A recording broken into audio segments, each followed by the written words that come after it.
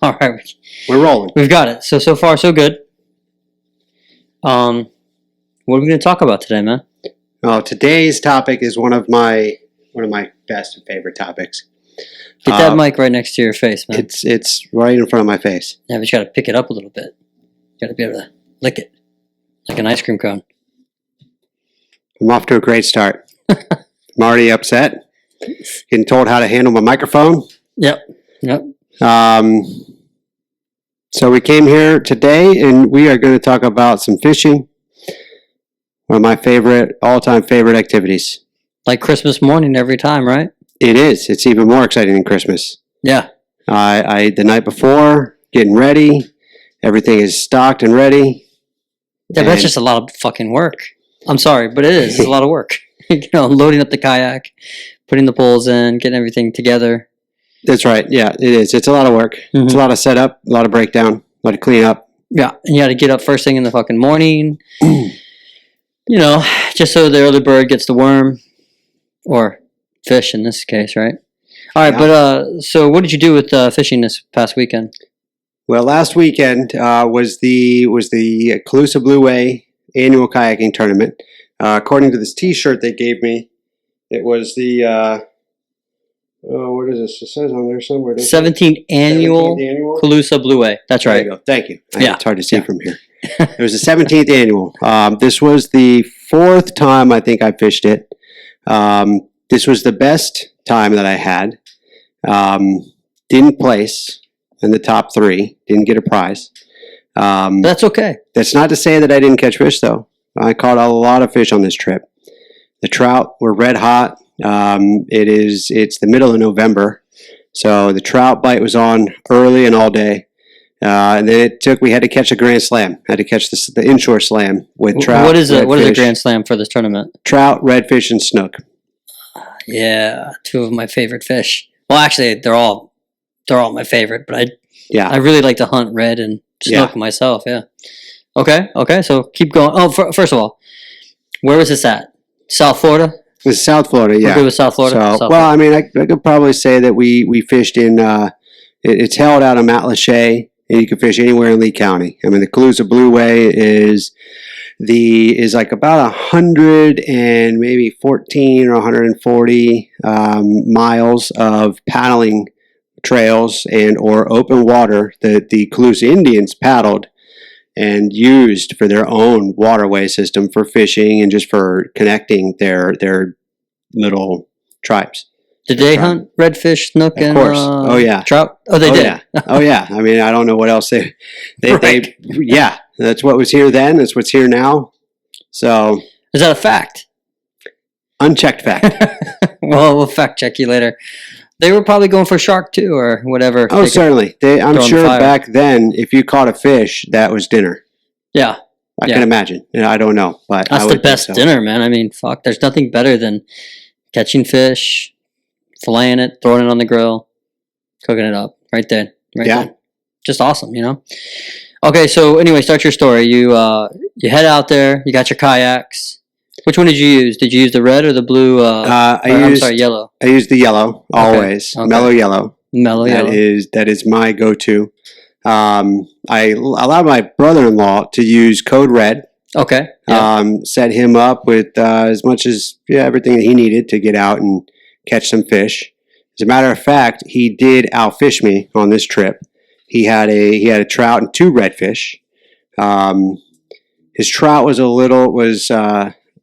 you want to pull your phone off? Your phone's going to be getting in and on the mic there. I think he had a 17-inch trout. Yeah, nice. My largest was 18, and his redfish was 25 inches, I believe, whereas I caught a 21-inch redfish. Didn't get a snook. I didn't. Neither did he. Neither one of us got a snook. So you guys missed out on the slam a little bit. We missed the slam. Mm-hmm. Yeah. Okay. Just missed the slam. Did he go with you in the same route, or did he go somewhere else? We kind of floated around on our own loose paths. I met back up with him a little bit later in the day. We kind of floated in the same direction to start. Then he went one way, I went another way. I went a little bit south. He stayed a little and tucked in, got into some mangrove areas, some backwaters, looking for the snook and the redfish. Didn't find any in there, so I came back out. He had hit a couple of the islands outside of the backwater, and he found his redfish while I was back there looking for redfish. He found his out on the island. Mine was not in the creeks. So, but you did have a buddy go with you, right? We don't have to mention his name. You had a buddy go with you. You guys went in the same direction, and he got a slam. Yes, he did. Motherfucker. He stole that trout. He stole that snook from you, didn't he? Well, he worked for it. He went in. Okay. He went in. So what happened was, and I took him to my spot, my favorite spot. I've taken. Was that in the beginning? Spot. No. That was at the end of the day.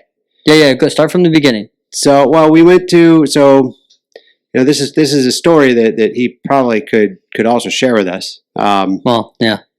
But we went out, we left, and we went south. Our plan was to go north. Ultimately, we wanted to wind up picking the kayaks up out of the water from a north location of where we dropped them in. And for people who don't know, we're on the west side of Florida. We're in the Gulf. That's where we're fishing. Yep. Right. Okay. Yep. So I wanted to drop in one spot and pick up in another. I'm familiar with both areas. And instead of just going due straight north when we launched, we went south a little bit on a tip that we had picked up prior to this tournament's kickoff. Unfortunately, we did not pre-fish, and we didn't know about this area. So we went into this spot blind, and there's a bit of a learning curve. I think it takes at least a time or two to learn how to navigate and get in and out and find where the fish are. So as an experienced fisherman, you would say, if you're going to explore a spot, go out, a couple times, maybe 3 or 4 times, hit it, stay there, learn the spot, figure out where the water's going, figure out where the fish might be, that kind of thing. Yeah, on tournament day. I mean, I do especially on tournament day. Especially on tournament day, yeah. I do a lot of just recreational fishing. Right. It's been a little while. I missed last year's Calusa Blueway tournament. I've done a few of the IFA Inshore Fishing Association tournaments. And this is all that I compete in kayak competitions, and I do most of my fishing from a kayak. But it had been a while since I tournament fished. A lot of scouting goes into these days. I would absolutely, going forward, learning from this day, not fish anywhere that I haven't pre-fished and I'm not familiar with. Just hands down. I was about to change my mind and say that I've gone out blind before. Last second, picked a spot and I went out to it. I ended up catching my largest trout on record, followed by my largest redfish on record. Which is? The trout was 22 inches. And then the redfish at that time was 29, maybe 30 inches. But you caught what, a 31 or 32? 31 a few weeks ago. Yeah, 31. So new record. Yeah. But at that time, that was a record. And I can't remember which one came first, but I caught him in about the same area. I think I caught the trout first, and that was the first time I'd ever been to that spot. That was for the IFA tournament. Mm-hmm. In that tournament, you don't need the snook. You just need a trout and a redfish. If I would have added a redfish to that 23-inch trout, I could have been in some money. Yeah. Didn't catch any redfish that day. The very next year, in the same spot, I caught a redfish. It was 30 inches. That was enough to put me in, at least I got, I think, 12th place out of 60-something people, and I got my money back. But if I would have hooked anything, any keeper 15 and up inch trout, I would have been much higher and I would have actually made some money that day. Didn't happen. And that's what really bugs me. You could catch great fish different days, a year apart, and just can't put the two together. Yeah, but that's where I struggle with fishing being a sport. I know this is going to piss people off, but just go with me, okay? You're going out into waters fishing for fish, and there's only so many sizes. There's so many different types, and yeah, there is a skill. There's an art to hitting that water and getting that fish. But you pull up a 31 red, and if there's only 2 of them out there, and there's 50 people out there fishing those waters, now the odds have decreased, right? So now there is a little bit of luck, and there's a luck in every sport, but This is a little bit more, you know, I mean, in the fact that you're trying to catch something that there just isn't, frankly, a lot of. And it's not necessarily because you had the better rod or the better reel or the better cast or the better bait or the better technique or even the best spot. You know, a lot of it's, you know, where they happen to be at that time. Do you know what I mean? No, I don't think I do know what you mean. You're saying that it's a matter of luck, and you've listed a lot of reasons, whether it's the best cast or the best spot or the best lure or technique. I mean, all of that plays a huge part. Oh, sure, and that's where the skill and the art go. That's where the skill and the art comes from. Yeah, and there are plenty of fish out there for everybody. There's not just 2 30-inch redfish. In fact, they get much bigger. But there's less opportunities to catch that same size fish.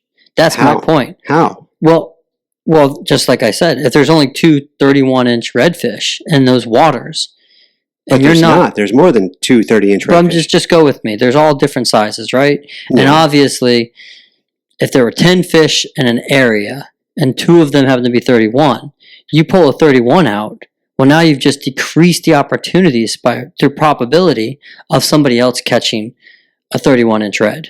Do you know what I mean? Especially if there's 50 people. Well, if you're putting 50 people in the same exact area, then sure. But that's what I'm saying. That decreases because you can't all fish in the same exact spot. But that's what I'm saying. I'm just talking about probability. When you're playing football, the probability of you throwing a 40-yard touchdown is about equal on the same side of the game, because you both are going to get the ball, you both are going to get an opportunity. It comes down to opportunity more so than just sheer athleticism, more so than just the best cast, the best bait.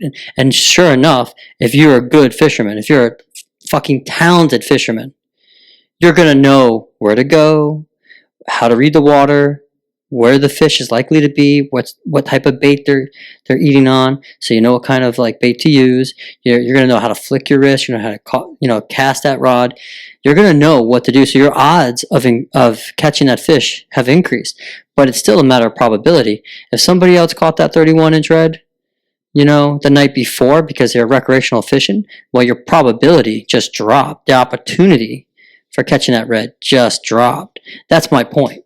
Yeah. The thing that I see, especially when I go to the IFA tournaments, is because the IFA does a tournament. They actually do a series. It's a series of tournaments through multiple states. They do in Texas, Louisiana, Florida, Georgia, and I believe South Carolina. And so anglers from not just these states, but anglers that fish these tournaments all the time. There's probably a core group of fishermen that are going to each state, fishing multiple tournaments every year. And they do 4 tournaments in 2 different locations each year. So the Gulf Coast has, I may have messed up. I know the Gulf Coast will do at least 2 tournaments a year, and the East Coast of Florida will do 2 tournaments a year. And typically they change the location of where the weigh-in is. However, if it's the Gulf Coast, you could fish anywhere on the Gulf Coast. So you could be in the Big Bend area of Florida, you could be down in Naples. You just have to make it back to the weigh-in by 3 o'clock. One of the days that I went, it was up near Tampa, and the guy that won came down and fished in Pine Island. And I thought, well, I went up and fished up near Tampa, and he came down and fished my home waters, and then he won the tournament. I'm like, why didn't I just fish back here? Sure. So the amount in the area that you can fish in is great in some of these places. Now for the Calusa Blueway, it's just the county water, Lee County waters. So, but that's still a lot of water. And there's still a lot of fish out there. You could drop anywhere in Lee County and fish anywhere. So there's an equal opportunity for everybody to get on the water and find fish. Yeah, there's opportunity on the water to find fish, and not every fish is the same size. That's my point. Here's an analogy. You ever bob for apples? Yeah, it's been a while. Well, you live in Florida too. There's not a lot of apples, and you don't really have a fall and winter here to celebrate, right? But anyway, when you bob for apples, it's a lot easier to catch an apple when you're the first guy, when there's a bunch of apples in the tank, right? And if there's 10 people that are bobbing for apples, and you're that 10th guy, and each person took an apple, so you started off with 20 apples, and each person took an apple, now you have 11 apples. The less apples there are, the harder it is to catch those apples. Does that make sense? And the reason is because there's less opportunity. There's less opportunity to grab an apple. So that's what I'm arguing. I'm saying that's where fishing is a little bit of a struggle for me, because if you're playing football, if you're running track, if you're boxing or hitting a baseball, you have an opportunity to perform. Whereas in fishing, if somebody takes away a fish, an apple, it's that much harder to show your athleticism, to show your sport ability, because the probability of opportunity has just decreased. Does that make sense? Maybe not. What the fuck do I know? It does, but you're not fishing in the same bathtub. Sure. You're not all fishing in the same bathtub. You're fishing in all over the place. And, you need to know where to go. You need to know, it helps to know the water. Right. It helps to know the structure that you're looking for and how to find it. Well, I'm not saying there's no skill. I'm not saying that. I don't want to take away from that. No, but you're saying, or you've got this idea that there's not enough fish in there, and that when somebody takes one fish, then there's not enough fish left over. That's right. You're pulling apples out of you're pulling a limited number of apples out of a single barrel. And you're versus taking one fish out of an unlimited barrel. Right. Well, yeah, in some places, right? But there's people who do bass fishing and they fish in a lake. And that is more closed off, right? It's a little more closed off. So that would lend credence more to that analogy I was talking about. There's only so many bass that exceed a limit. And if somebody pulls it out of the water, your probability of opportunity just fell. Whereas, fishing in the Gulf, you have more opportunity because it's much more vast. I don't want to take away from the skill at all, or there is athleticism. I'm just saying that the problem that I struggle with is that what we just talked about, limited opportunity. But, when it comes to fishing, I'm a fucking moron. I'm a recreational fisherman. I can barely catch a fucking stick. Okay? I don't even know how to put the bait on correctly without losing it when I cast. I barely know how to cast. I've seen you cast. It sucks. And I've seen you bait it, and it's like, okay. I've tried to tell you, tried to show you. I know. I'm hard-headed. Yeah. I can't even skip a rock. If I can't skip a rock, how in the fuck am I going to cast? That's a good point. Yeah. But you could skip cast, you could, flip cast, overhead. I mean, there's a lot of ways to get it in there. Yeah. Getting fancy on me. I only know one cast, and it's like... But anyway, I'm just telling you, I'm a moron when it comes to the subject, so it doesn't much matter. But that's just, my perspective is limited, and it's probably limited because I suck. Yeah, and I know your perspective on it. I've heard it. We've talked about it before. I know that you don't see it as so much of a sport because of the reasons that you're trying to explain now. Yeah. Well, I mean, fuck, if we want to, we can talk about cheerleading. Yeah. I don't think that's a sport either. I think fishing is more of a sport than cheerleading, But, we don't need to go down that road. We can go down another rabbit hole another time. But anyway, getting back to your story, you started south with your buddy. Your brother-in-law, he went somewhere else. And you got to that spot that you haven't explored yet. You heard it was a good spot, but you got there and you didn't catch much. Didn't catch anything. Yeah. And then what happened? What'd you guys do then? So we tried. We tried to catch that stuff in there. We tried a bunch to catch in there. And then we were losing time. And we decided to get out of there and get back out and to start heading north and try to get to where we needed to be. And I started to realize that we were going to be fighting against the wind a little bit to cross some of the waters. We had a northeastern wind that day, and we were trying to go north and stay to the east side, hug the mangroves. Mm-hmm. So as long as we could stay up on those mangroves, we were pretty good. We were going to get a little bit of a wind in our face, but as soon as we got into the open water, then we had to fight it. And we did have to cross some open water to get out of that spot that we were in. That slowed us down a little bit. But once we got across, we were able to hug a little bit, go around a little island and fish a little bit there, crossed another smaller open portion, and then we were in my spot. But I realized we weren't going to be able to make it all the way north and get out in the time that we needed to get out or be done to record our catches by 3 o'clock. So a question for you. how long do you spend in a particular spot, hitting that water until you finally say, I don't think anything's happening here, or it's dried up. I think I'm going to go somewhere else. So I spend too long. I stick around well past time to leave. And I feel, I don't know why, because I know better. I know that if I go somewhere and I'm not catching anything in the first 10 to 15 minutes, I should move and go somewhere else. But how long? I mean, I was probably in that back area for about an hour. Oh, at least. Well, how much time do you like to spend in an area before you abandon it?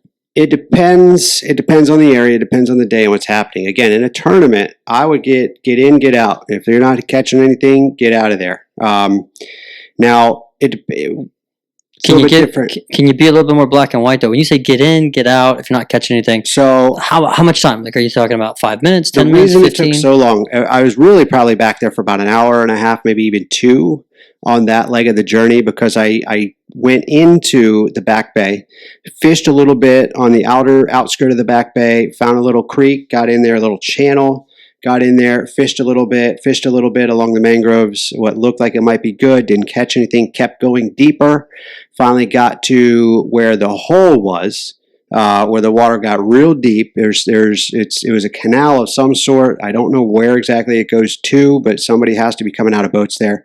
In fact, there was a derelict boat just sitting beached and actually turned onto its side back there. And so I fished the mouth of that canal for, again, about 30 minutes, and then I went further up the canal for another 20, 30 minutes.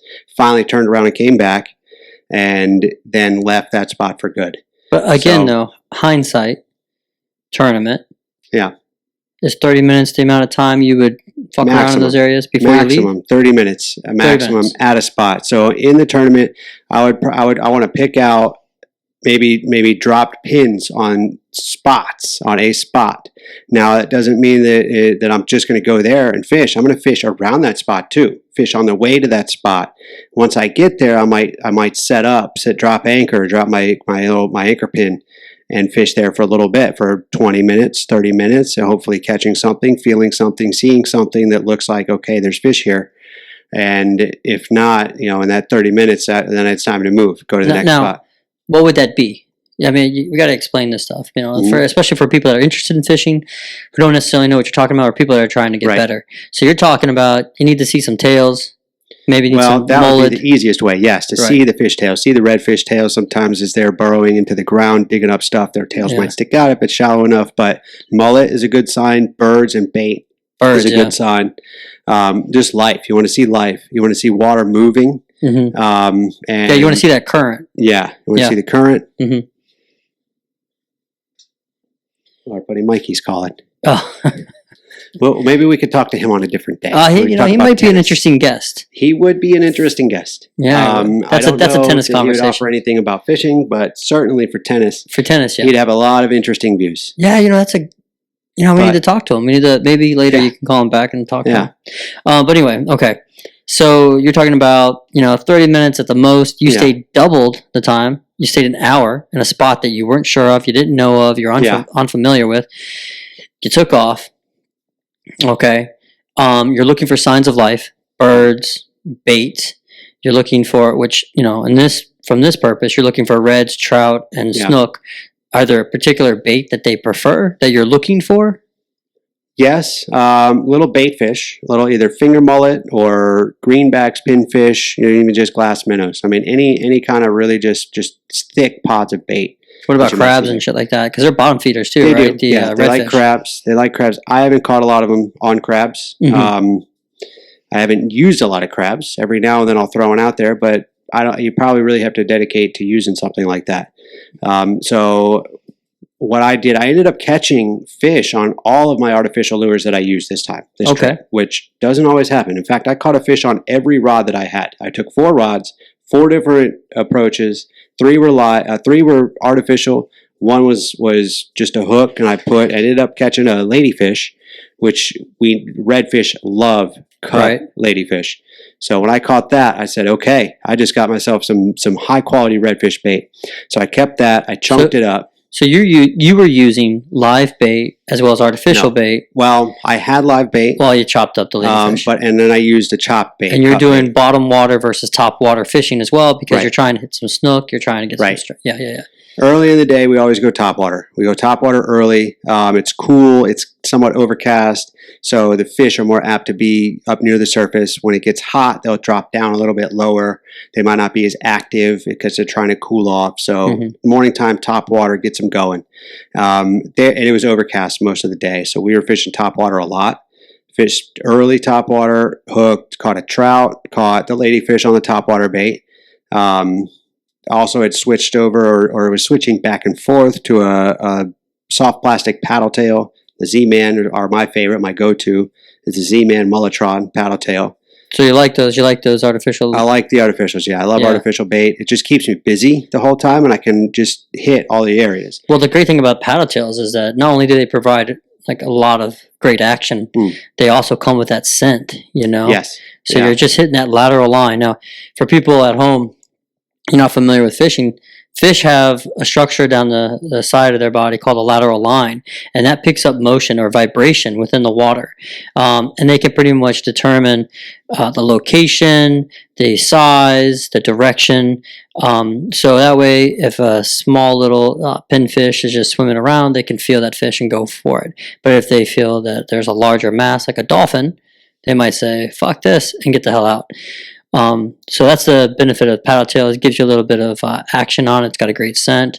And Joe and I both like to use those as far as artificial bait is concerned. Yeah, they're my favorite. Also, but just because you can reuse it. The soft, and it's a subsurface lure. It sinks relatively quickly, and it's weedless, which is kind of it's a huge benefit. It's kind of misleading because you still pull up weeds. You can still get stuck in a tree, but far less of the time. And don't forget, tell them that, like, the head of the paddle tail drops down. Yeah. Okay. The head drops down, the tail flutters as it goes down, then you pull it up, then it drops and flutters again. You can pull it in quicker and just kind of have it fluttering along the water. And that gives it that more of that realistic dying fish, vulnerable fish. Right. That's gonna provoke the strikes. Right. So I caught fish on that, and I had a gold spoon, which I have only recently just caught something on. It is a long time favorite of fishermen across Florida, at least. But the gold spoon, patient of ours actually had rigged this up for me, and gave it to me and says, "This is how you should rig it. This is the way that it works best." So I threw it in my tackle box for probably over a year. And then I finally one day just tied it on and was like, I'm going to try this out. I like the spoon because it's a little bit heavy and you can cast it through the wind. You can skip it on the water. You can really utilize it in all conditions. Yeah. So I fished this thing all day. This was the time before we went out last in this area. And finally, after a while, I decided I'm not even going to put it down. I was back and forth that day, but I finally right before I caught the fish, I said, I'm going to use this until I catch something. And then I turned around and caught a snook and then a redfish right afterwards. A nice redfish, 29, 30 inches. I didn't take my time to measure it nicely, but it was nice and big. I would have loved to catch both that snook and that redfish. I would have probably won the tournament if I would have caught those two. Well, you didn't have enough time. Yeah, it was because of the time, and I believe the location that we went to. I think that I would have covered that spot that I caught those two fish. I would have covered other spots in that area that I'm familiar with. I would have hit my favorite spot that we did get to eventually, and we did catch a snook and a redfish out of it. But you're just too excited. Too excited to just get out there and go. Yeah. Well, now let's go back to something here real quick. You talked about you wanted to stay along the mangroves. And again, just the snook, are they hanging out at the mangroves? Or are you looking, because I know the reds are at the mangroves. And the trout's going to be more in those grassy areas, right? But they go over there too. Right. So just explain that a little bit. As far as like the fish that you're talking about snook, trout, and redfish. Where do they like to hang out? And also you mentioned that hole, that deep hole. Yeah. That's, there's trout holes, So Yeah. just talk about that a little bit so that way people have a better understanding. So like you said, both the snook and the redfish hang out in the mangroves. Mhm. The snook and really all of them will head for structure. Where we went, there wasn't really any dockings other than we launched. It was the commercial marina, so there was docks. They'll hang out under the dock, around the pilings, the structure. They like to get around the structure in the water. But why? They're ambushed. They're ambush predators. Mhm. So they use that to kind of hide and to dart in and out and catch bait. Yeah, you're talking about the structure itself, and in some cases even the shadow. Right. Yeah. Yeah. Okay. They use the shadows. They use the structure. Underneath the mangroves that provide shade again to hide in the shadows. Also cools the water if it's too hot, and it promotes other things like bird droppings and bugs falling into the water for the bait fish to come around. So if you have you want to be in those areas. The depth of the water definitely plays a factor depending on how hot or cold it is, but also the fish like to swim. They like to swim up and swim down and swim up and down. You want to find a place that has a little bit of a drop right out from underneath, or even underneath and goes back deep in the mangroves. Sometimes the redfish will tuck themselves deep back in the mangroves, but then they've got to come out. The tide goes out, they're going to come down. They're going to get into that where the water is still there or deep enough for them. So that's where some of the skill and or some of the knowledge comes into, with the water temperature and the wind and the time of year as to where these fish are going to be located. Now, for me, I'm not super savvy on that, in great detail. I can use that to my advantage sometimes, but again, I kind of just go out and fish around, find where I've had the fish before, and pay attention to some of that, like what time of the year, what month was it, and things like that. And then I'll usually find the fish again. But it certainly plays a difference between the incoming, outgoing tide, the direction of the wind, and where these fish are sitting. So as well as the change in the height. Like you're talking about incoming and outgoing tide, but like when you have like a 2-foot change or a 3-foot change, that's a huge difference. Yeah, that's a huge difference. As the water's going to be moving very fast. Let's talk a little bit. You talked about like you're not very savvy with all those skillful little tidbits of knowledge, those pearls of wisdom, but you do know some of that stuff. So like you're talking about when you're fishing this tournament this past weekend, you were out in overcast conditions, little windier that day. We had just had a hurricane come through. Yeah. Yeah, right? Like, was it Edna, right? Edda, yeah. Just came through. Days before. And so, if you're a fisherman, you pretty much know that right before a storm comes through, so a system comes right through, the fish are going to eat. They're going to eat because they need to get out into that deep water. They need to get down below to weather the storm, and they're going to hibernate a little bit, right? I think so. That's the idea. The idea is that they're going to stock up before the storm comes because they're probably not going to be thinking about eating in the middle of the storm.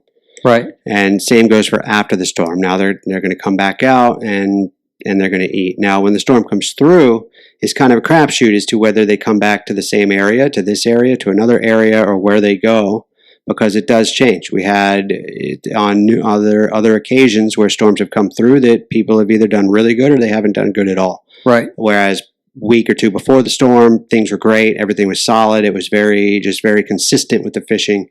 And then afterwards, it changed everything. But as far as what we're talking about with this tournament, you're doing it up in northern Matlacha, right? Or Pine Island? We were past Matlacha. We were on the outer side of Pine Island. Okay. But yeah. And that storm had went above Tampa, didn't it? Yeah. Yeah, it just went north of Tampa. Landfall above Tampa, but it brushed us with a lot of heavy weather. With a lot of that bands, right? Mm-hmm. But it's possible, and I don't know. I mean, this is something you would have a stronger knowledge for.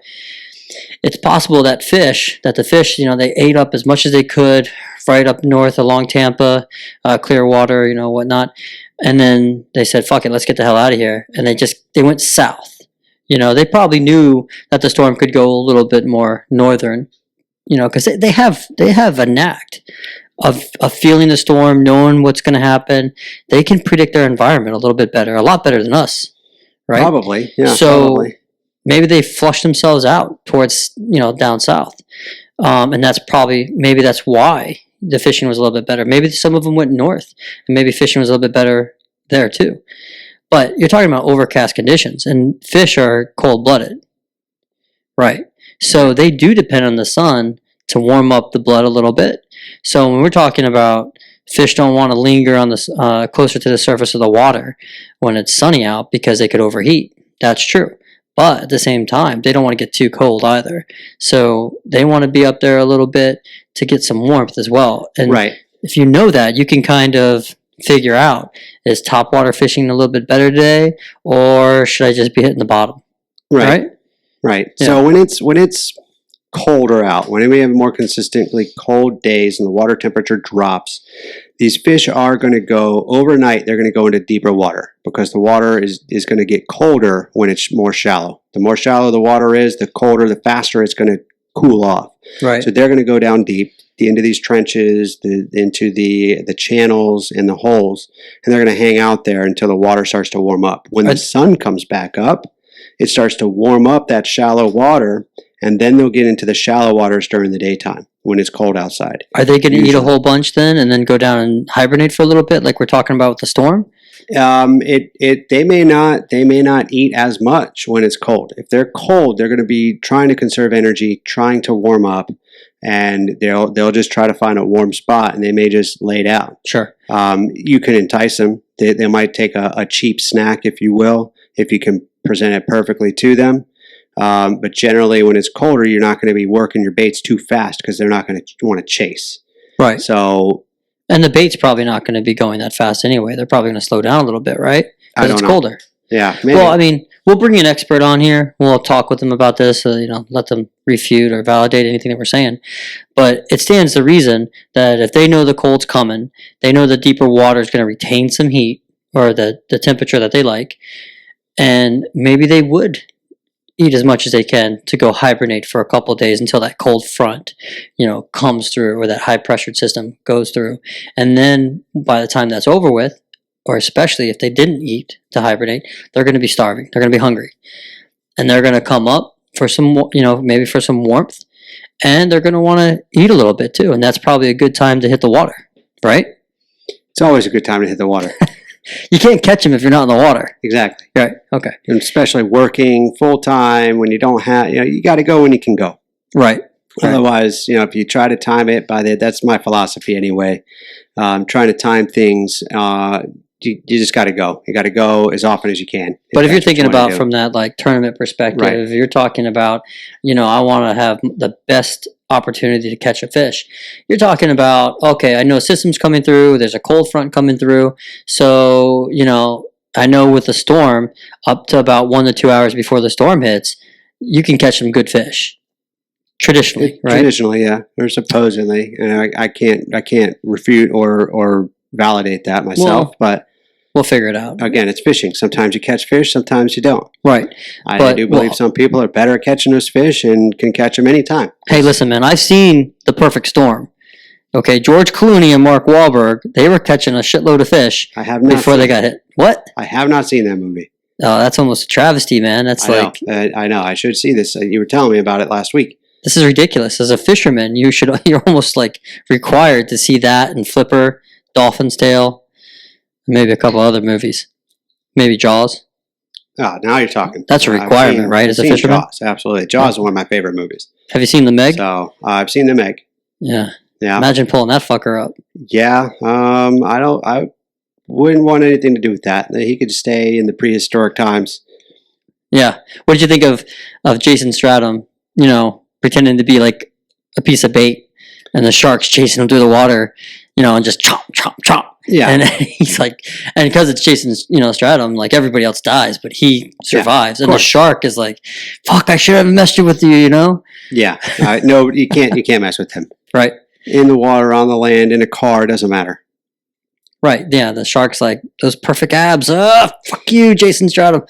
But anyway, it doesn't matter. So anyway, going back to the fishing, maybe right before a cold front comes through, fishing would be good. Then maybe after the storm system comes through, after the cold front goes through, fishing's going to be good, You don't want it to be neither too hot, or too cold. And based on those conditions, that would tell you: do I want to do more topwater fishing? Do I want to be, bottom water fishing? Do I want to be in the shallows? Do I want to be in the deeper areas? Do I want to hit those holes and whatnot? So, all right. And then, so anyway, finish your story now. So you went north. You caught a red on that gold spoon, right? No, I caught the redfish on the cut ladyfish. On the ladyfish. Yeah. Okay. Oh, hey, that's why you had it. That's why you used it. That's why I kept it. Yeah, it paid off. Caught the redfish. The spoon I caught cutting across the open water, across the flats when I was paddling, and I use a Hobie, so I have the Mirage Drive. So I'm kicking with my feet, and I just decided to start throwing a spoon out there and retrieving it. And it had to be a fairly quick retrieve, otherwise he'll get behind me and it's kind of tricky. But I'd cast it in front of me and reel it in, and I hooked a trout. Brought a trout in on that guy. Nice. So, where were you? Were you out by the mangroves, or were you more? No, I was out in the open water. Open water, like in the grass here. In the grass flats, yeah. Was it deeper or shallow, or just kind of? It was a little bit deeper there. It was deep enough that I could use the Mirage Drive, because you have to have a few inches of water at least there, or almost a foot of water. Well, those waters over there where you're fishing, I mean, like deep is like 10 feet. Yeah, it's not that deep. Yeah, I mean, but deep out there. But even still, the channels are cut a little bit deeper, but other than that, it doesn't get too deep. So you hit it in the open water. Open water on a spoon, trout. He was no bigger than the 18-inch trout that I had earlier in the day. Mm-hmm. So I got him in the net. I put him in the boat. I lifted him up, and he spit the spoon and jumped out of the net into the water. So I didn't even get a chance to measure him. Damn. But I'm sure he was like 17. He wasn't 18. And how's your buddy doing at this point? Is he catching? Yeah, he had actually done really well to this point, at least on the trout. He had a 23-inch trout. Nice. Which, come the end of the day, we knew that was going to be that was enough for the trout side. Right. At this point now, he just needs to get a mid 20 to 30-inch snook and redfish, and he would have been in good shape. And that was his first fish, was the trout. It was his first fish. He had that thing in the first hour, so that was great news. He thought, and we both thought, okay. So that's why he went into the mangroves ahead of me. I stayed out there trying to fish for some trout, and I caught several, and I was satisfied enough. And the big thing with this is you got to have all three. So once I had one, I wanted to go in and try to get the other two, and then try to upgrade. Yeah, as you said, man, you caught that redfish, you got all excited. Oh no, it was a trout. It was his trout. He caught a trout first. So at that point, there's no real sense for him to keep trying to fish for trout, because you are very unlikely to catch something. Well, it doesn't matter. He's got a 23-inch trout. Mm-hmm. He's going to go over to the mangroves and try to get some reds and possibly get a snook. Yeah. You caught the redfish first? No. Okay, so you caught the trout. I caught the trout first early. I didn't catch the redfish until the last about 30 minutes of the day. And then, you said you paddled like hell's fury over to your buddy's kayak. Well, yes. And right after that, he ended up catching. He ended up going to the same area and caught two. Caught the red and caught the redfish. Yeah, he had already had the snook. So he had a snook. I had the redfish, and he went over to where I was at, and he caught himself another redfish. Nice. Yeah. And so, how much time did you have to from that redfish to catch a snook? I had probably less than 30 minutes to catch a snook. So I put down the cut bait. I just went to my spoon. At that point, I had already broke off several. I already had some issues with other rods, so I was down to, I believe, just the spoon. Well, why did you go back to the spoon? Well, I was hoping to find a snook on the spoon. Yeah, but don't the snook like ladyfish, or what do they like? Snook aren't as likely to bite on the ladyfish. Okay. With the ladyfish, you're going to catch. I caught catfish with one, so you're likely to catch catfish, redfish. Not as likely to catch a snook. They will eat it, but it's less. Your odds are decreased. And you're more likely to catch a snook on topwater fishing, right? A little bit more on top or subsurface. I mean, for the snook, they'll eat anything that looks like one of their natural baits, one of their natural foods. Yeah. Which is something usually alive. So it's going to be bait fish or shrimp. Okay. That's what they really go for. Again, They will eat chunks of ladyfish, but I haven't caught them on a ladyfish before. But you thought that golden spoon's nice and shiny. I can topwater fish with that. Really, it's not a topwater. The spoon isn't a topwater. No. That's a subsurface lure. It sinks fast. Again, it flutters down, but it's shiny. It catches their attention. It creates a nice little movement in the water to trigger the lateral line, to get their attention, to get them to come after it. But I was running out of lines. I had suffered several knots in my soft plastic rig, so I had to cut it. And then after that, I'm trying to think of what happened with my top water. I don't know. I don't know what happened with that rod, but I felt like I was down to my last rod. So I was just using what I had, trying to catch something. Either way, it sounds like if you would have kind of stuck to your gut, done 30 minutes in the initial spot and said, hey man, I'm not catching shit, so let's go somewhere else, you would have had an extra 30 minutes. Yeah, I'd had an extra couple hours probably. Oh, an extra couple hours? Yeah, that's right. Hit more spots, more other areas that we're familiar with, yeah. Yeah. And then maybe you got that snook. Yeah. But, next time, I'll know. I'll know where I want to go, how I want to do it. And it'll be a lot better. And so your buddy caught the snook. He got the slam. He got the slam. You and your brother-in-law did not. No, my losers. brother-in-law had a 25-inch, two 25 or 6-inch redfish. So he had caught 2 redfish and a bunch of trout. No snook. Can you keep these fish? Not right now. They're closed right now. Oh, yeah. Okay. Yeah, the red tide, algae bloom, and all that from a few years ago. Climate change, Joe.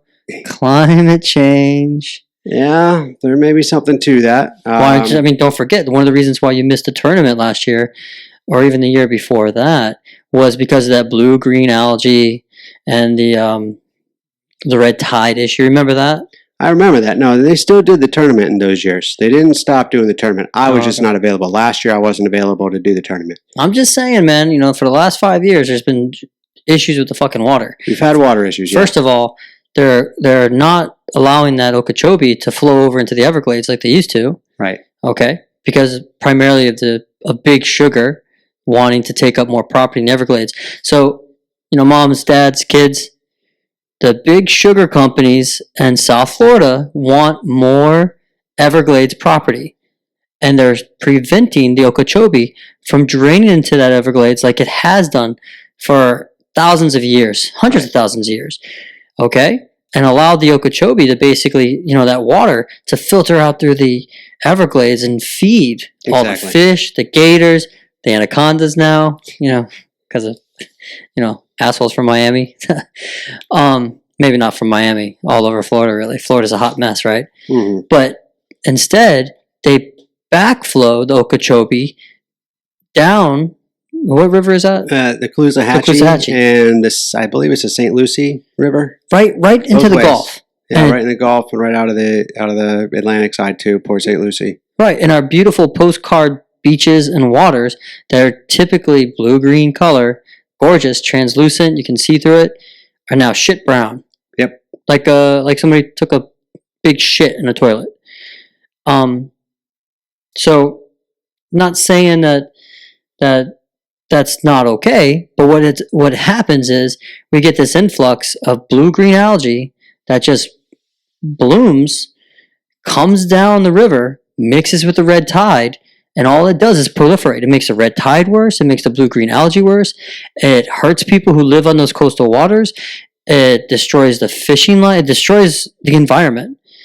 And so this is climate change. Climate change because of corporatism.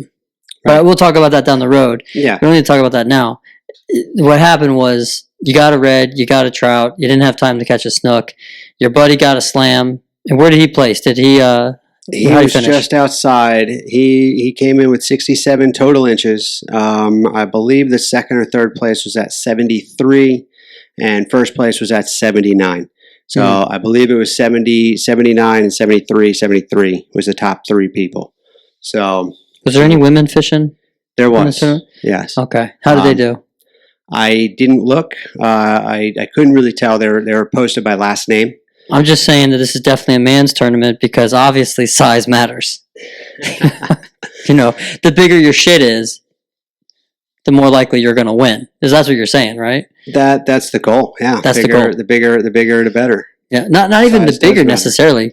The longer. The longer. Yeah. So even girth doesn't even matter. No. And some women like girth as opposed to length. You know, you could have a fucking piece of spaghetti that's long.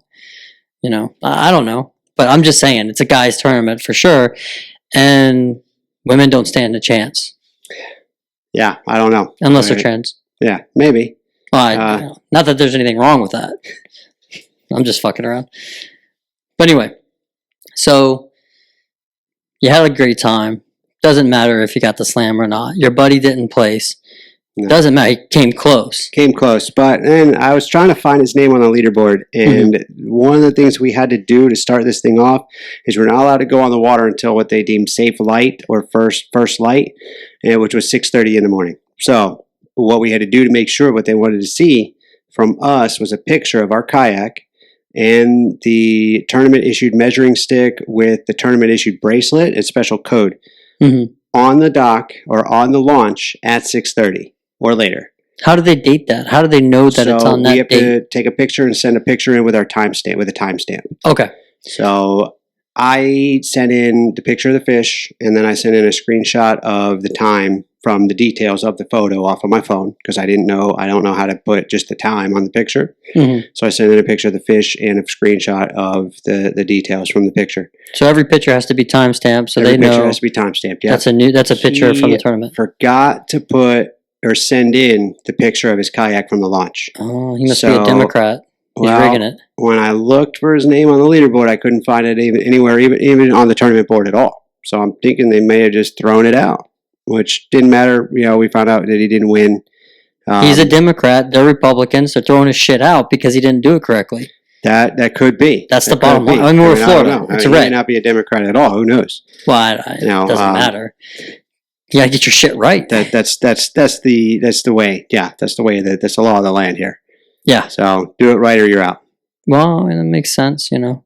But anyway, he did a great job. We all did. We all had a great time. Yeah. We all caught a lot of fish. I mean, there was a lot of fish out there. I saw a lot of slams that people had caught. There was, you know, there was a lot of people that caught all three. So that was pretty awesome.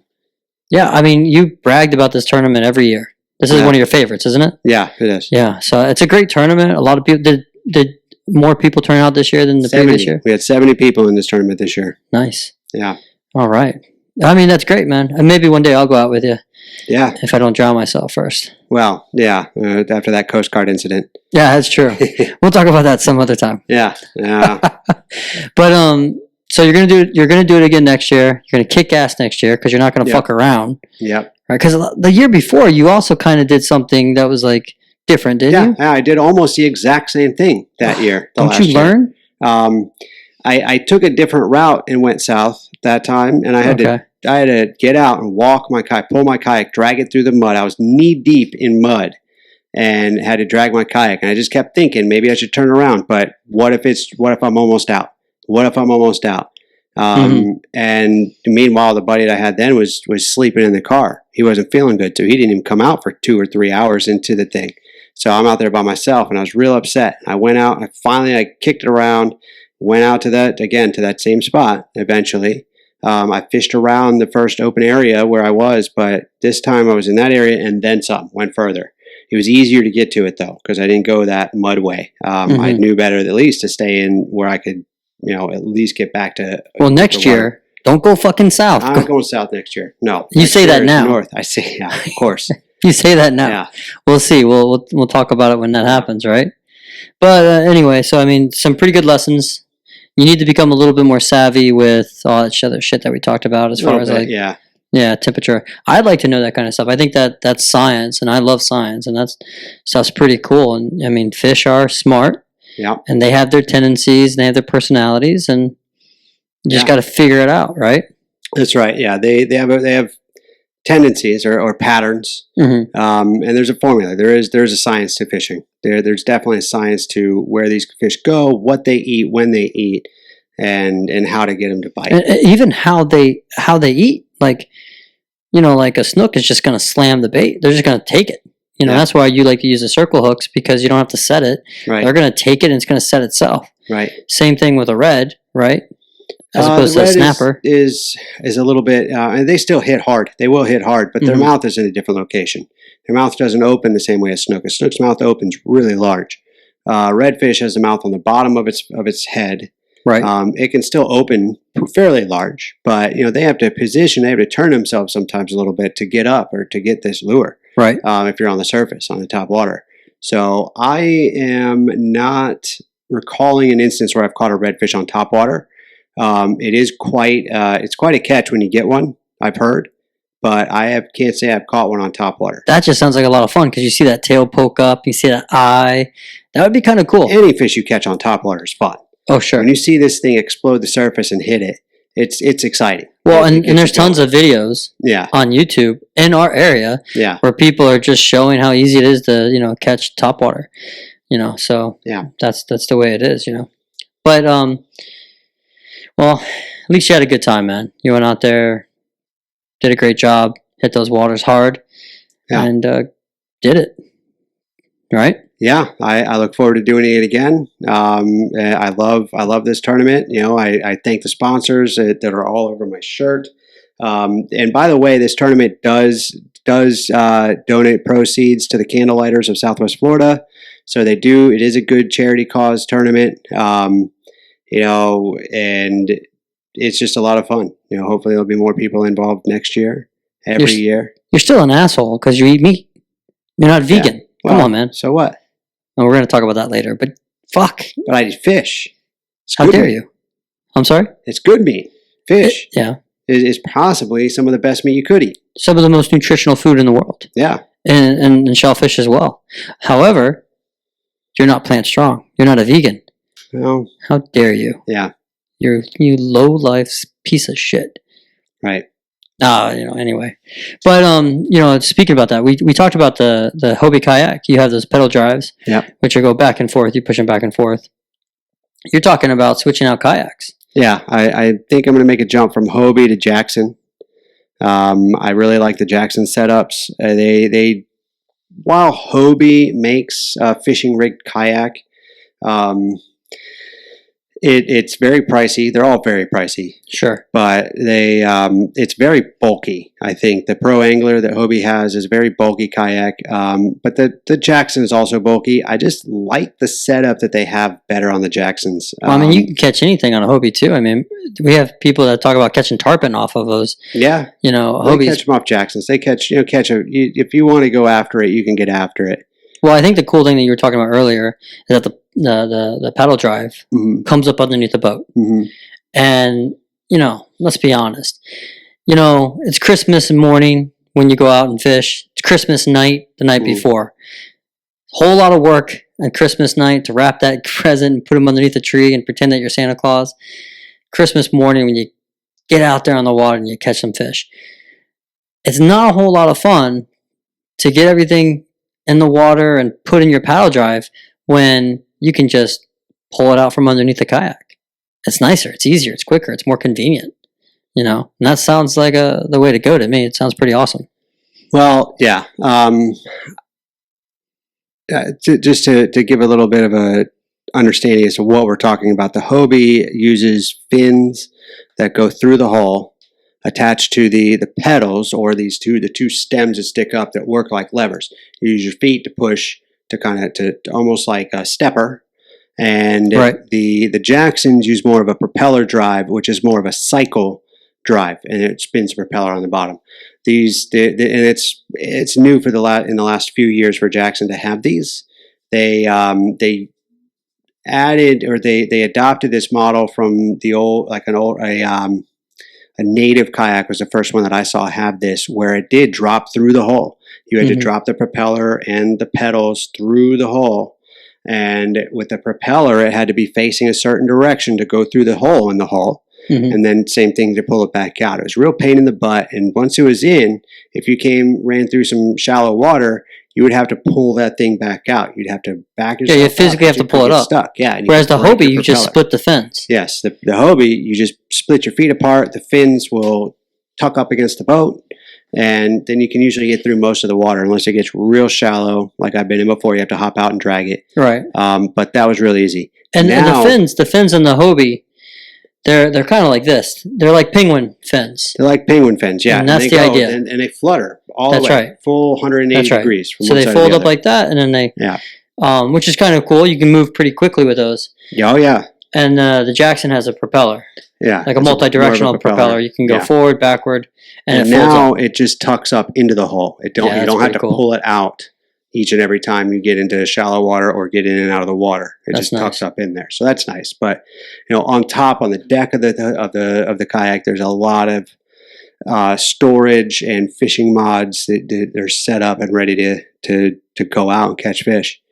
And from a physical therapy perspective, however, the penguin fins, the Hobie paddle drive, is it paddle drive or pedal drive? Pedal drive. Okay. Yeah. The Hobie pedal drive, you're going to be engaging basically your entire lower body, from your back to your hips to your knees to your ankles. So all those muscles you're going to be engaged in. So you're going to get a great workout on those. And if you're paddling, just traditional kayak paddling, now you got a full body workout, which some people may appreciate. For my son, that was one of the reasons why I got a Hobie kayak, because I'm hoping he gets out on the water and it helps him, develop some strength and retain that strength and maintains a carryover to his functionality. Now, when it comes to the Jackson, which is more like a bike, right? Okay, the bike is more knee and ankle based. It's especially emphasizes the knee, so you're not going to get the hip as much unless you figure out a way to straighten out your body a little bit and to push through the hips. So it's the same concept of being on an upright bike, the ones you sit on and you're either sitting nice and tall, okay, or you lean forward. If you're not standing up on them, you're not getting your hips. You're getting mostly your knees and a little bit of ankle, and you're going to emphasize your quadriceps, which is in the front of your thighs, which is great to a degree. But if you're a mountain biker and you're getting up and you're pedaling on that, standing up and pedaling, you're getting your hips now, okay? And if you're looking to get a good workout and develop your hips or your lower back, that's the way to go. So Hobie, more full body workout. Jackson, more convenient, better access probably, but it's going to emphasize the knees a little bit more, just from a physical therapy perspective. Sorry, I had to plug that. Hey, that's great. Yeah, I mean, anything to get some physical activity, and I do like the Hobies. I would prefer to get my hips involved and to have a little bit more of that lower body, but again, I like the whole design, and I like the Jacksons just a little bit more. Well, but they do make the pedal drives now that you can just, spin it around and you don't have to take it out now, turn them around like you have to now. What would be cool is if it too could fold up under the bottom. If they're going to keep up with Jackson, that's probably a way to go. And they're probably trying to figure that out. Yeah. But that would be cool if they could do that. I'm trying to think of some of the newer design that I saw, and I think it's more the rudder. I think the rudder is more built into the hull than the pedals. But I know that I've seen something. The last time I was up at Estero River Outfitters, I saw their display kayak had a new Mirage drive in it. So I haven't done a lot of research or trial on that. But it's fun. It's neat to see how they continue to change, get better, and more convenient. By the way, we need to send a shout out to Estero River Outfitters. Estero River Outfitters. That is an awesome place to go. I haven't been there in a long time. The owner's there. It's a family-owned business. The brothers pretty much run it now. Great place to go and learn all about kayaking. They're not really interested. They want to sell you a kayak, but they're more interested in you learning. Right. They want you to learn and enjoy the water, rent a couple times if you need to. They'll go over everything with you. They're just a great, local family-owned business to get you on the water and enjoy life, enjoy nature. So got to plug them a little bit. That's great business. Beautiful location on the Estero River, right by the Koreshan State Park. It's a great place to go out and paddle. You can go out towards the Gulf where it opens up a little bit more into open water, open river. But that Koreshan area is really neat. You see some old time looking Florida trees covering the pathway or the waterway. If you go upriver, it's the same thing. It gets more narrow. Trees are just hanging over you. It's really cool. And it's a great time for the family. It is. It's a great time to go out there. And if you want a little bit of history, you go to the Christian State Park and you can learn about the craziness of the hollow earth theory, which I'll talk about it maybe in another episode or so, but maybe we can have somebody interview for that too. Maybe. I was going to mention earlier when I was talking about the Calusa Indians, that along the Blueway, there's an island called Mound Key. This is in Estero Bay out between Fort Myers Beach and the mainland. And you can paddle out to there from Lover's Key or from a few other drop spots in the region and walk along the trail. You get there, walk along the trail. It's the highest location in Lee County, elevation, I should say, the highest elevation in Lee County, 30-some feet. And it's believed to be where the Calusa Indians' capital. It was like their supposedly their capital, where they built it up with shells. They made the mound higher than it had originally been, so that they could see. The idea is that they could see invaders coming in, the Spanish. But what I saw there when I was walking the trail is they explained how the Koreshans, when they were kind of driven out or left Koreshan area, their area where they were, some of them went to Mound Key and actually integrated with the Indians, with the Calusa Indians. Oh, really? And that was when they were leaving. That was when they were leaving. Because they were leaving voluntarily, right? And so then some of them decided to integrate themselves into the Indian Some of them society. made it out there, integrated with the Indians, and in fact, they had actually some of the people still lived there up until more recently in the 60s or 70s. Sure, they were still living out there. Oh, neat. So yeah, that was pretty cool. I saw that when I was on the island. It tells you a little bit along the walkway. It's pretty hilarious to think in Florida, there's no mountains. We barely have hills. Hills. But we have a mount. We have a mount. The highest point in Lee County. 33 feet, I believe. Maybe 37. Above sea level. Above sea level. The rest of South Florida is negative 40 feet below sea level. Again, it's that fucking climate change. And I'm not being sarcastic about that. Climate change is real. But anyway, so that was a cool history lesson. Estero Outfitters, you guys get a chance to go out there. Those brothers, they're great. The whole staff is great. They've got a couple of professional fishermen out there too. They do, yeah. That you can learn from. Yeah. And I also want to take some time because I know we're winding down right now. I want to send a shout out to our boy Vinny. I'm not going to mention his last name, but Vinny told us about a pizzeria. He's Italian. He's a real Italian. From New York. Who lives, outside of New York or in Manhattan. He worked in Manhattan for sure. He knows what real pizza tastes like, okay? He basically said, go to Sicily Trattoria. Is that right? That sounds right. Yeah, I think that's the place he said. I don't know. He was speaking a little quickly in that Italian accent. I think that's the place.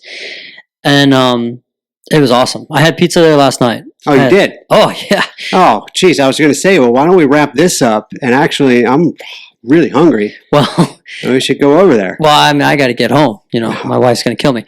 But you can go there. She won't listen to this for a few months yet. That's true.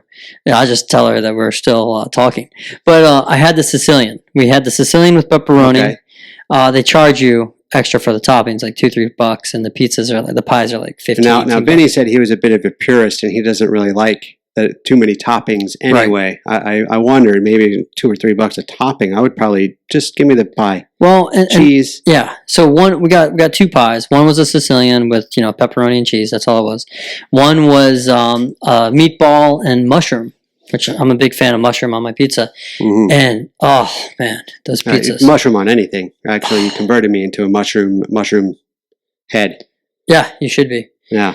But anyway, the pizza was awesome. The meatball and mushroom was your traditional New York style pizza. If you like New York style pizza, it was It was great. The sauce was, certainly, he said, the best pizza in this area. Yeah. Since he's moved down here. Yeah. And it was. We've lived down here for a long time. You know how picky I am. Very picky. And certainly the best pizza I've had down here. Okay. It was awesome. Have to try it out. The Sicilian, you're going to appreciate this. The outer edges of the Sicilian was crispy. Mm. It was just, so delicious.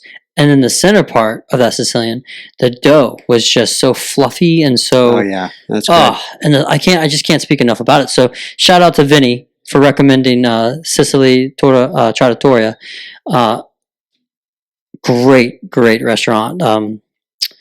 The food was awesome. I'm going to try to... I think that'll probably be the place I go, or my go-to from now on. They don't deliver, but I don't care. I'll make the trek over and get some pies. It's probably, 10 minutes, if that, from your house? Yeah, it's not too far. Yeah. But, and then also, it's, with 2 pies, it was $40. Yeah. Okay. Pizza's getting pretty expensive nowadays. It was pretty expensive, but again, $2-3 per topping. Yeah. So, but worth it. Totally worth it. That pizza was unbelievably good. So if you haven't had it, try it. Check it out. I'm going to congratulate Vinny and thank him, and I'm going to ask him for more opinions, and he knows how to cook too, by the way. So, I'm going to go to him for my food advice from now on. But I want to send a shout out to him. You leave me wanting pizza now, and that's not on my regular diet plan. I know. And I haven't had pizza in a long time. Oh, and good. I'll tell you right now, we've talked about this before. We're low carb individuals. Totally worth it. Yeah. If you're going to eat a carbohydrate, it better be worth it. Yeah, exactly. Totally worth it. And I'll tell you another thing. We've talked about this before. When you don't have carbohydrates on a regular basis and you eat something with a carbohydrate, it's hard to stop. Mm-hmm. Certainly hard to stop to eat that pizza last night. Oh, yeah. Don't know if it was the carbohydrate, but it was definitely worth it. And then you feel bloated. You feel like crap right afterwards for the rest of the night. And then you're usually, 10 pounds heavier, at least I am, right? The next day. Didn't have any of that. Wow. Didn't have any of that. And maybe it's what Vinny was saying. Vinny was saying they filter their own water. They make their own marinara fresh. They don't put a bunch of sugar in it. So maybe it was just had to do with the ingredients. Maybe the grains, the breads weren't the U.S.-based GMO crap that we have. Maybe it was more of the heirloom grains that they get from Italy. I don't know that necessarily, but I'm going to ask them. Yeah. But I did not feel crappy afterwards. I did not gain that extra 10 pounds, and I pigged out. It was delicious. Oh, good. I'm definitely going to have to check that out. I don't know if I'll make it tonight, but it sounds really good. Next time we podcast, maybe I'll stop by and grab a pie. I was hoping you were going to bring food to this podcast. Well, you want the tater tots? Not the tater tots. Okay. I was hoping for something. But then we got together about 1:00, 1:30, and here now we're sitting, it's like 5:30. And I was hungry then. I snacked a little bit. Now I'm ready for some good hot food. Yeah, me too. But, nevertheless, had a good day, had a great day. So that I think that's going to wrap it up, right? Before we do wrap up, I can't let 2 shout outs go without saying thank you and shouting out to Brian at Gulf Coast Kayaks in Matlacha. They were another sponsor of the Calusa Blueway tournament. So again, thank you, Brian. Thank Gulf Coast Kayaks for their part in the tournament, and they allowed people to launch from their site. They're right on the water.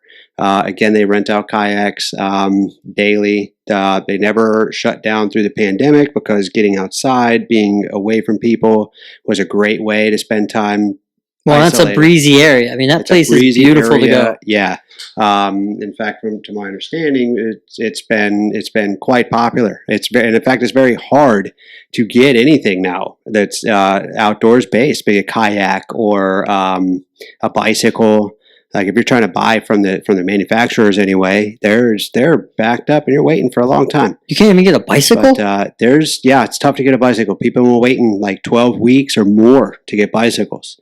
Oh, if you go up to I went to US Marine, I think, and they were completely just out of kayaks. They usually have them all stacked up on the wall.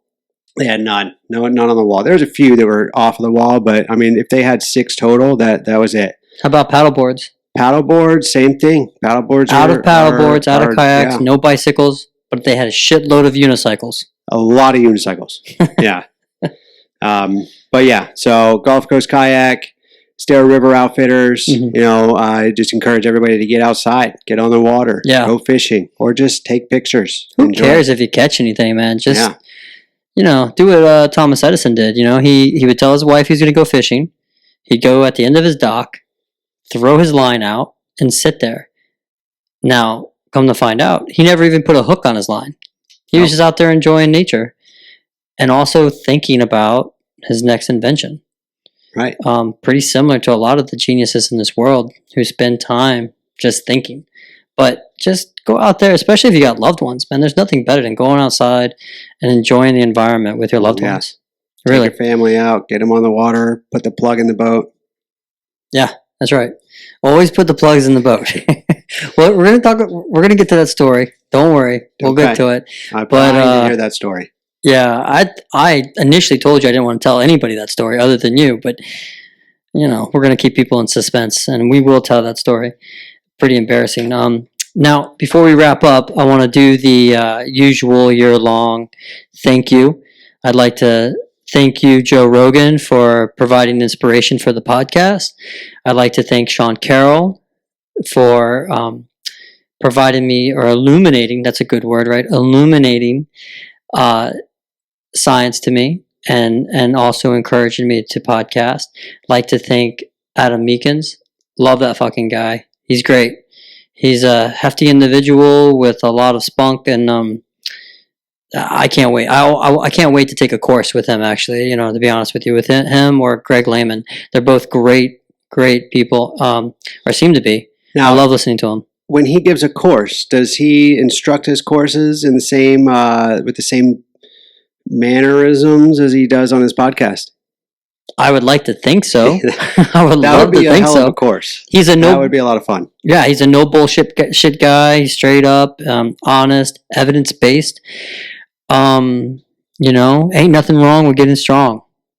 So, just want to say thank you to those individuals, and I also want to say thank you to Sam Harris. Sam Harris has been a big influence on my life as well. I really enjoy his perspective and his philosophical direction, his logical rationality. If I'm going to make shit up, I might as well say that. His logical rationality. So those people that we mentioned, I want to say thank you to you, because you're what inspired Jay and I to go ahead and do this. So thanks, everybody. Appreciate you, and take it easy, get on the water, and have a great day. Great time. Bye. All right. Thank you.